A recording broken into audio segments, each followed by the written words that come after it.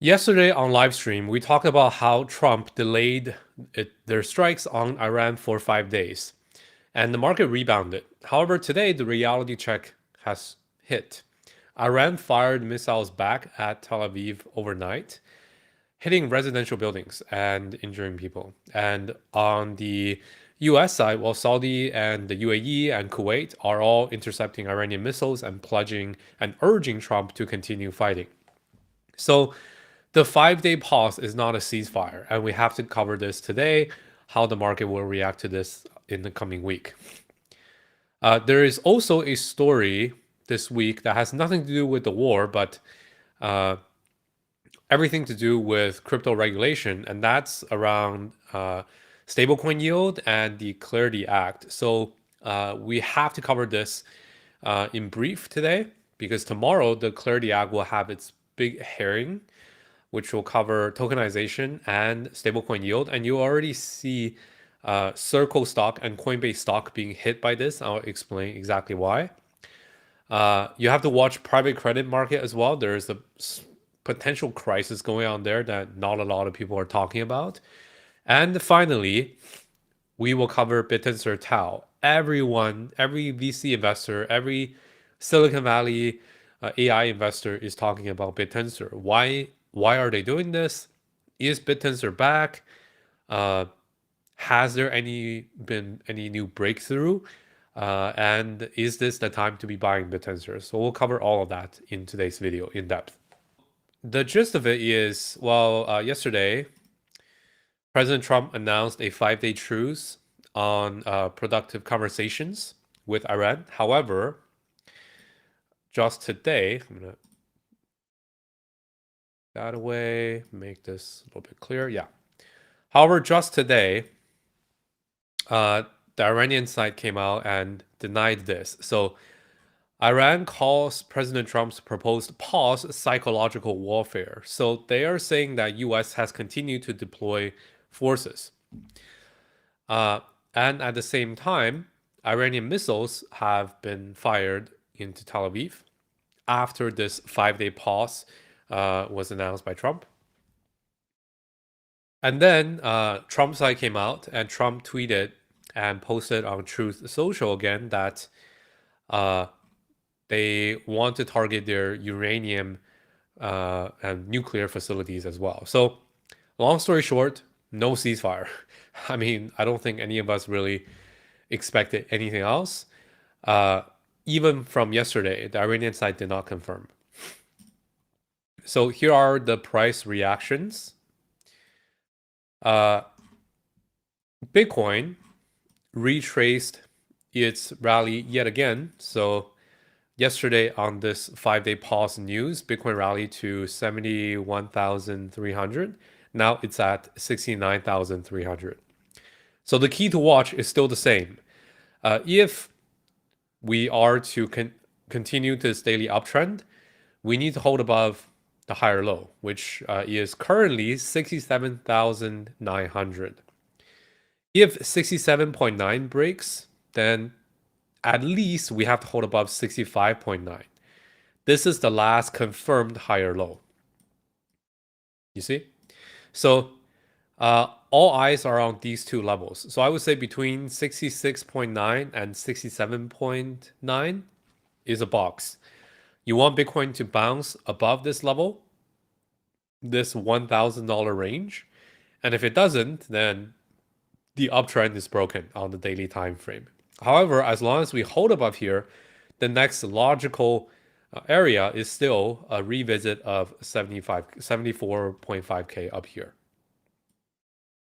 Okay, so we have already covered those levels in depth. Not going to cover them too much. I do want to bring up the S&P a little bit because the S&P is looking much more shaky than Bitcoin at the moment. So yesterday, after Trump announced the 5 day pause, the S&P bounced back above the 200-day simple moving average. But today, this candle is very ugly. There's a wick above the 200-day, but seems like there's a rejection. That's what we don't want to see. So We covered this yesterday. Whenever the S&P 500 closes below the 200-day simple moving average, it at least uh, stays below for 1 week, like this. A little bit of poke, a little bit of poke. And if it doesn't get back above within the same week, it gets really bad. Because then that leads to usually another 10% to 15% drawdown below the 200-day SMA. So that's very bad. So if Trump still has bullets left, no pun intended, he needs to fire them now to get the S&P back above the 200-day moving average. Otherwise, we risk the S&P dropping another 10 to 15% at least, which is something like 5,900, and that would be bad. That will drag down the entire market with it. So we have to watch this, not because the S&P is anything weak, but it's just whenever the S&P drops below the 200-day SMA, it also coincides with larger volatility, extended volatility, and we will likely see the VIX, the volatility index on the CBOE, start to spike up towards new highs. So we need to have this contained below these resistances. You see, below 30. And the next time, over this next week, if the S&P doesn't bounce, the VIX is going to head higher, and that's bad. That's volatility. Okay, so that's updates on the war, the oil situation. Obviously, oil is consolidating, but it's still above 100, which is not good. And let's talk about the Clarity Act. So I saw someone highlight this earlier in the chat. They're talking about Circle and Coinbase and their stocks being down a lot on today. So you see Circle is down from 125 to 120 to 100. Pretty bad. It's 20% down. And Coinbase also dropped a lot from 197 down to 178. The reason that caused this was something that we have been tracking already, and that's the Clarity Act's specific rules on stablecoin yield.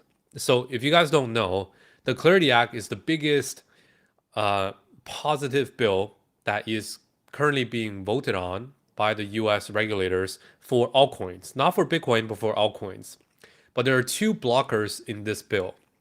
First is, can you provide yield on stablecoins? How much? And which portions of stablecoins can you provide yield for? And second is tokenization.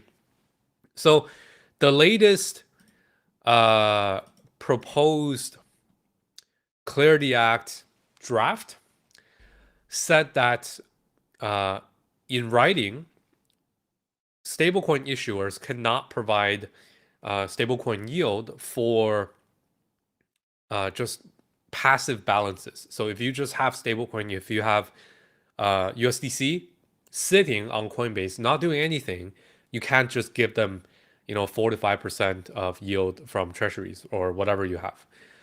And that has been the biggest adoption driver for Circle USDC to compete with Tether USDT. So that's bad. This is why both Circle and Coinbase stock dropped, because while Circle is the stablecoin issuer, their profits come from this, and Coinbase, a lot of their revenue actually does come from stablecoin yield. This isn't set in stone yet because the entirety of the Clarity Act hasn't been pushed through. It's not a stablecoin yield act. It's a crypto altcoins act. So they're fighting on this point, and tomorrow there will be a new hearing on the Clarity Act, specifically about tokenization, the future of securities, modernizing our capital markets. This is especially going to cover the Clarity Act. So tomorrow I will study this and I'll give you guys a full update.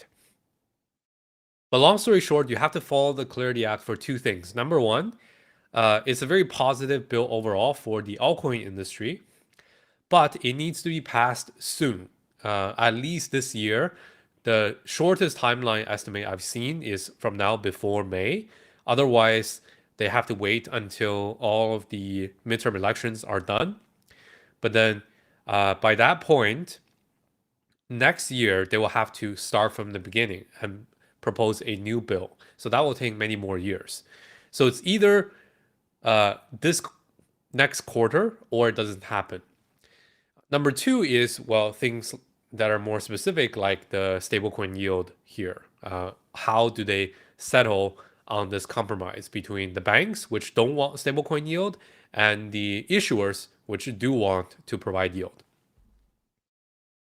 Okay, and then the other thing you need to watch for this week is the potential crisis, a $1 trillion plus crisis in the private credit market. Now, uh, I'm not well studied enough in this topic yet, so I don't plan to dive into it today, but I have been watching just a ton of content on this, trying to really follow it. But long story short, there are a big list of private credit funds that are gating withdrawals because they're unable to pay back. This is very bad. So Apollo is the latest one that have limited investor withdrawals after record amounts of withdrawal requests.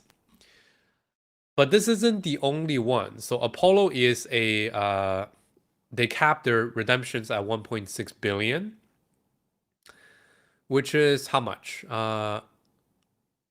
$25 billion of Apollo Debt Solutions. This is their total AUM. Now, earlier last week, we saw another firm called, what was it called? It was called Blue Owl, have done this before, where they have restricted, what's the size again? Let me see if I can find it. I don't have it on me, but Blue Owl was another firm that did the same thing. And even BlackRock's corporate lending fund, $26 billion corporate lending fund called HPS, have had to limit withdrawals. This is big. So all of the private credit funds are getting huge withdrawal pressure. So you have to watch this. I'll try to do more research or maybe provide you guys with some other people's research that you can use to dig deeper. But this could potentially unravel into something big. Here you have also Morgan Stanley facing the similar situation. Now, finally, the main thing I want to talk about today is Bittensor. So I have a lot of stuff prepared here for Bittensor, but let's start with this. So Bittensor's price is up a lot. Even though the market has been pretty bad, you see Bittensor is up about 2x, just over 2x from the bottom. Now, what happened? Well, AI happened, right? AI is very big. AI, especially when it comes to LLMs, large language models, and anything to do with digital economy, working online, does so using LLMs today. And anything you hear about when it comes to AI agents sits on top of working with LLM models. So what Bittensor does is it's a decentralized network that aims to decentralize all parts of AI, such as model training, model inference, model fine-tuning, model API access. You can build smart contract applications on top of it, which is very generic. But it directly fits into this niche, and that's why it has been popular. But specific to Bittensor is a couple of things. Number one, well, Silicon Valley VCs have been pumping this. I mean, let's just start with the elephant in the room. Okay, the clear thing that everyone already speculates. Who's behind Bittensor? Well, we know that Bittensor is a mining-based token. It has its halving schedule, which just happened in December. So technically, Bittensor is open source. It's run by the network, which means, most people just participate. But still, you have to have stakeholders, right? Who are the big holders of this? Well, currently, DCG, Grayscale, is one of the largest Bittensor holders. And they hold, I've read, about 2.7% of the Bittensor supply, not from the team or anything, but just what they have accumulated over the last 2 years. So here, DCG subsidiary, if I can find the even 2 years ago, they have filed, no, not this one. This one, November 2024, DCG Group's Barry Silbert has made a big bet on Bittensor as far as 2 years ago. And this whole time they have been accumulating, and they launched their G Tau fund, the Grayscale Bittensor Trust. So they are a big institutional holder. And the other people are starting to come out from Silicon Valley, namely all the main people behind the All In podcast. So, for example, you have Chamath Palihapitiya, who is 1/4 of the All In podcast. So, Chamath, Jason, you probably have seen Jason before on the timeline, Friedberg, and David Sachs. So these are all billionaire investors in Silicon Valley. So why are they all of a sudden all have a hard on for Bittensor? Well, two things. The cynic in me is thinking about it like this. So all of these guys obviously hold Bittensor tokens. They did not found the project. Okay, they did not invent the project, and I don't think they're necessarily like insiders in the project, but definitely they have been accumulating. And they definitely have enough chips now to, make a push for it. I mean, we're in crypto. It's these guys can't publicly say it, but we know how it works.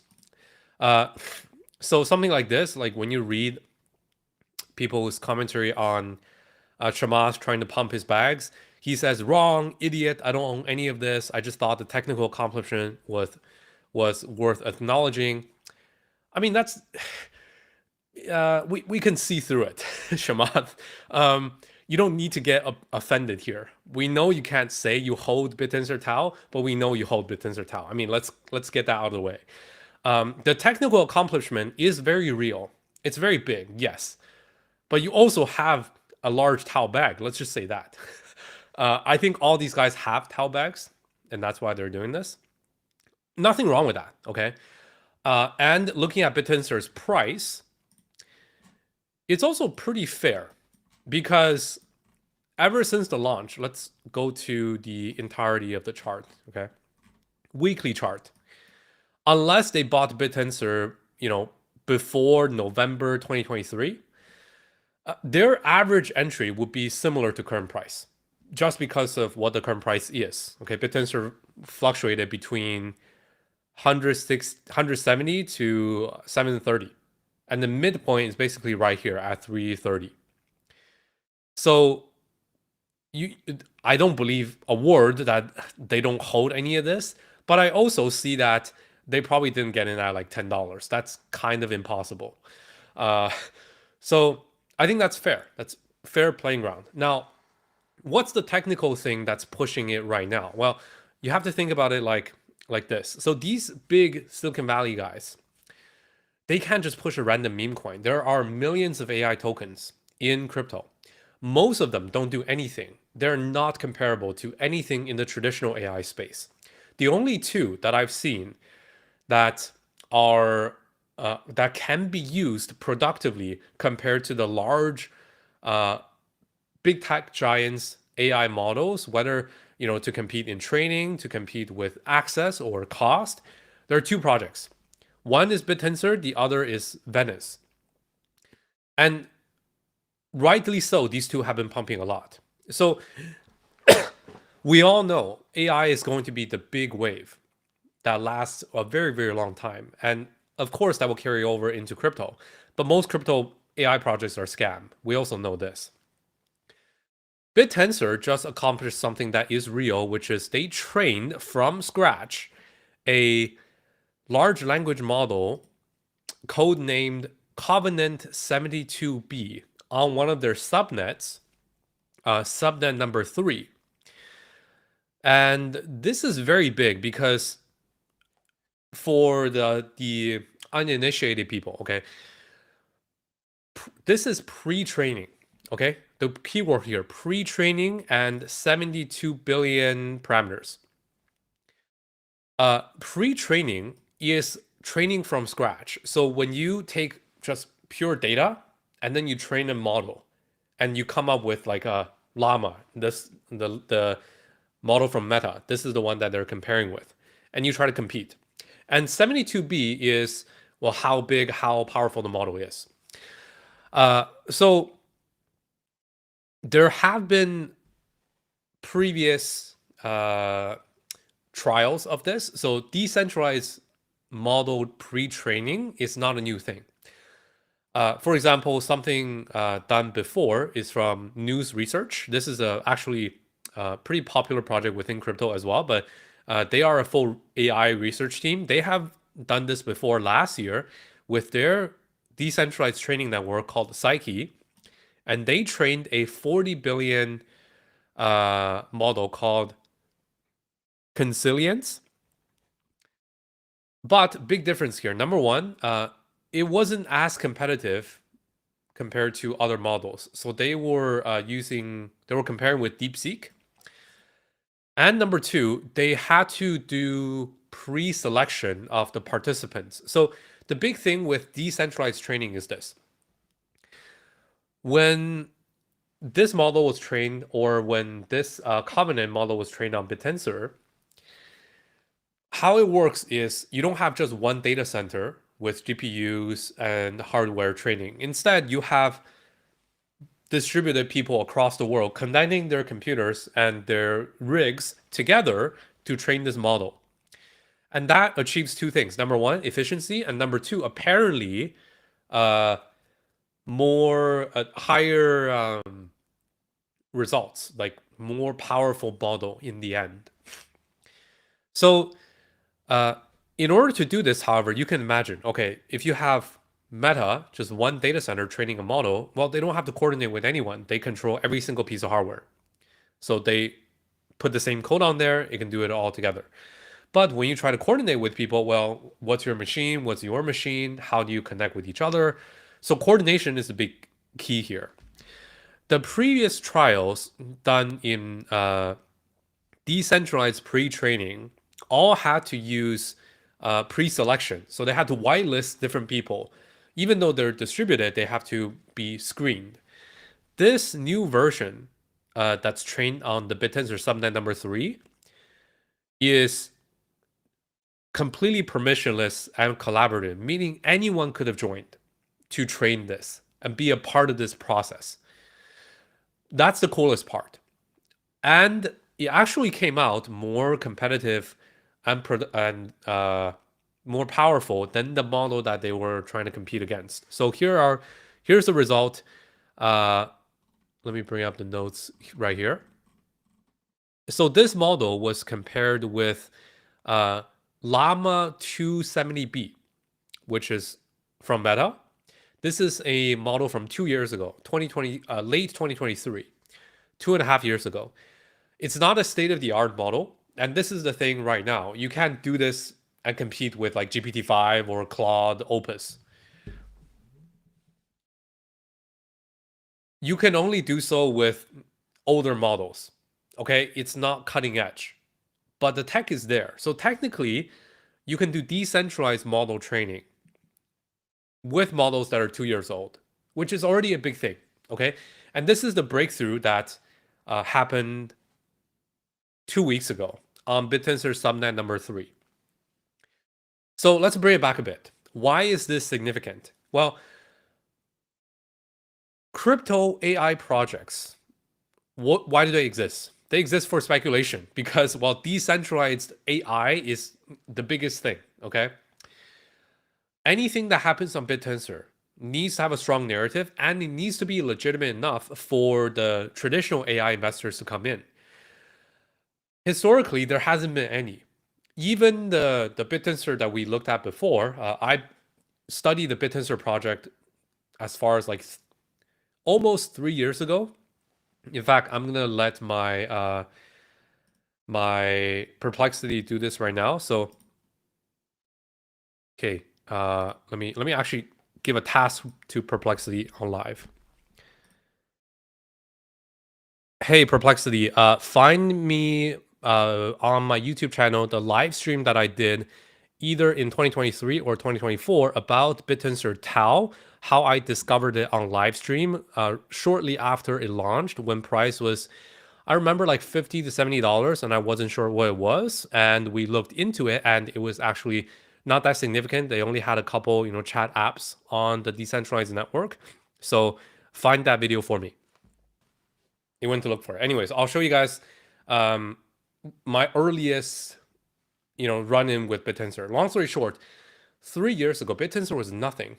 They had a big promise, but there was no apps. There was like one chat app and then one like very bad agent app. It has been 3 years in the making. But today, it's actually very meaningful because it's finally something that Silicon Valley VCs can get behind. They can say, hey, look, this is real. The tech has been used and tried and tested, comparable to something in the past. And now, okay, can we all use this? Does this help us? No, not really. But it opens up enough playing field and enough legitimacy for them to push it as a alternative investment in a decentralized AI world.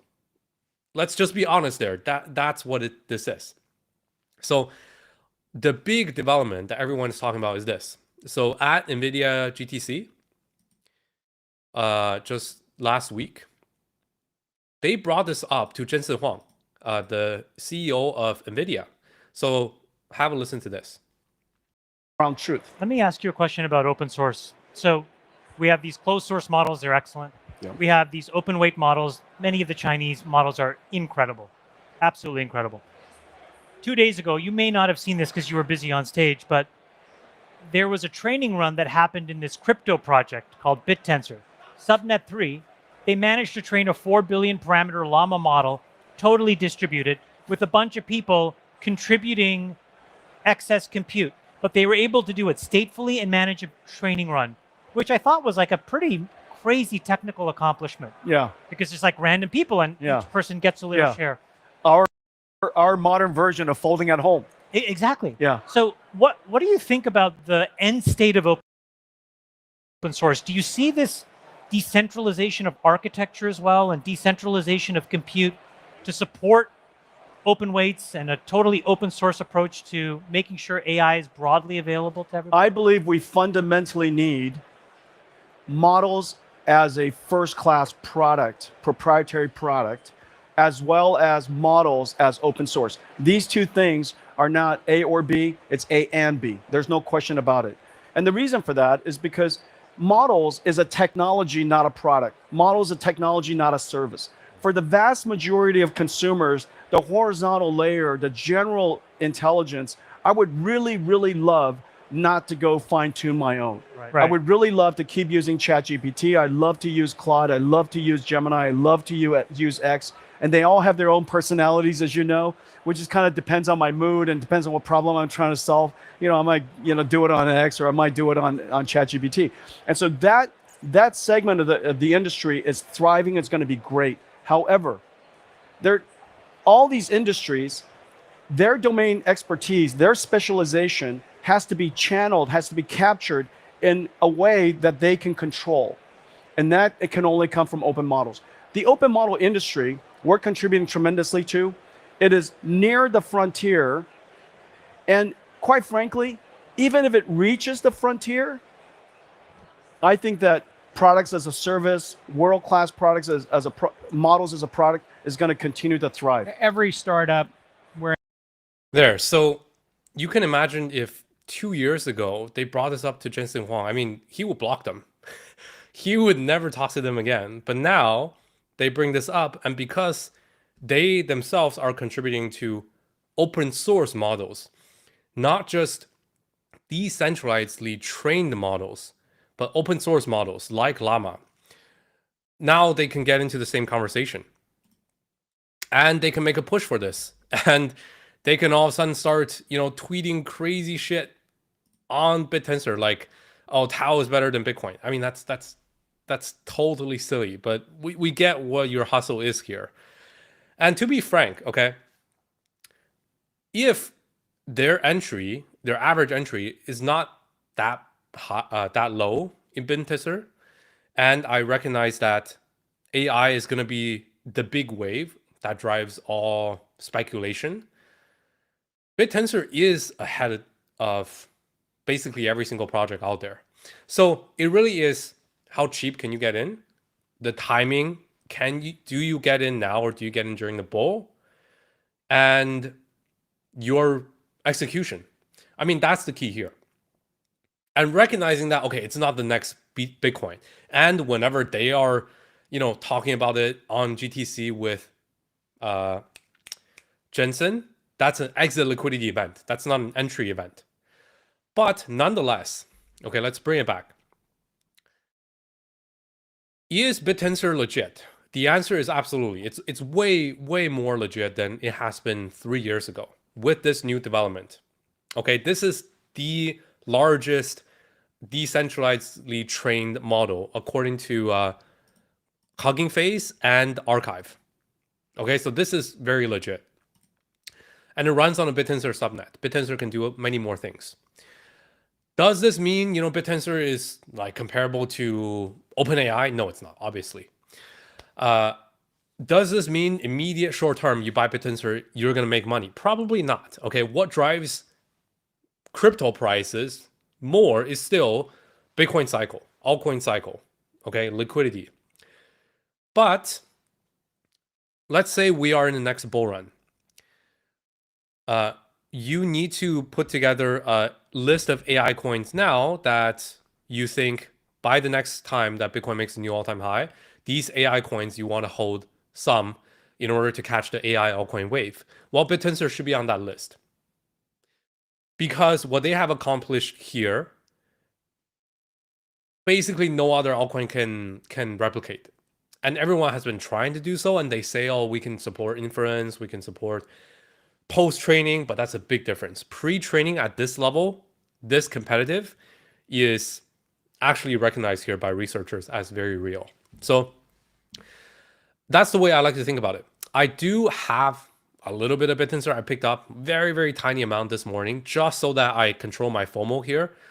Just in case, okay, these Silicon Valley guys just show it so hard and it goes to, like $700, previous all-time high in the bear market, which is possible, then I don't feel too FOMO. But I don't think the time to bet big on this is now. I think you have to study it now. You have to understand everything around it. If all of this stuff I've told you today, Bittensor's history, its halving, how it's issued, its tokens, its halving schedule that just had its first halving event in Q4 last year, the institutions that actually hold it, what the subnets actually are, what's the difference between like pre-training, post-training, etc.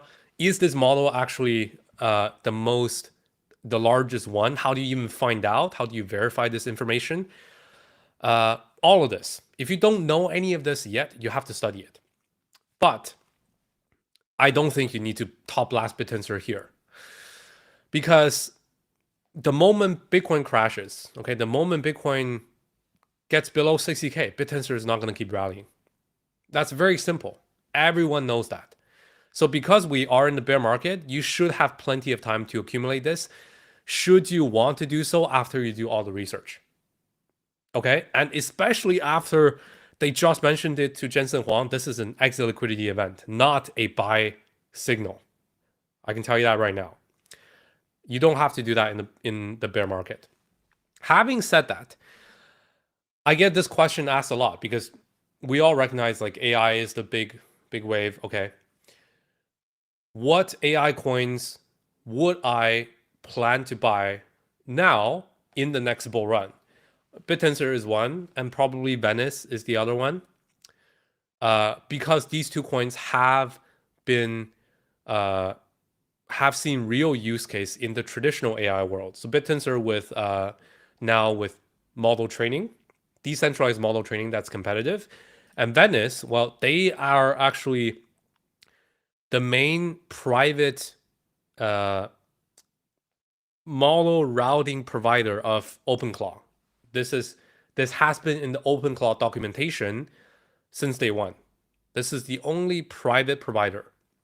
So when you run the LLM prompt, Venice helps you get the best rates and find the best model that suits your prompt difficulty, and it preserves your privacy. So whatever you send over, let's say you send a private key, it's private.